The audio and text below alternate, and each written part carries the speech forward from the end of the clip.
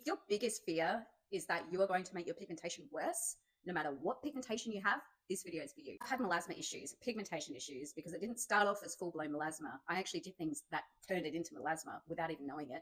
Yes, that is possible, and yes, that is a thing for over 10 years. And it's a really frustrating time, especially when you're going to clinics, to dermatologists, to beauticians, to skin therapists, and nobody really seems to know what to do with your pigmentation. And anytime you get a laser session done, or anytime you get a chemical peel done, your pigmentation rebounds and it gets worse. Not a lot of people actually know what to do with pigmentation, because it's so diverse, and especially when we're dealing with melasma, because it is one of those things where it's deep underneath the skin and there are so many ways that you can flare it up.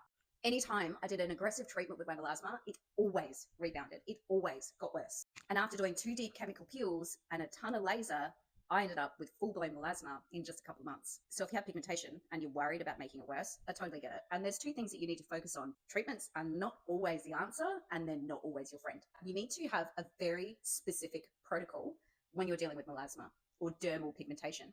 And that protocol needs to focus on stability first and then correct. It means that you need to focus on a few things to stabilize your skin. You want to reduce inflammation, keep our skin barrier intact. So we do actually want to focus on barrier repair, keeping it healthy. Down regulating melanin production. So our melanocytes, those skin cells that give us color, we need to actually calm them down and stop them from being so overactive and overstimulated. Once we've done that, we can focus on correction. If you do this in the wrong order, you will get rebound pigmentation. You've probably already figured that out, and you could actually concrete your pigmentation too, which makes it really difficult to get rid of in the long run.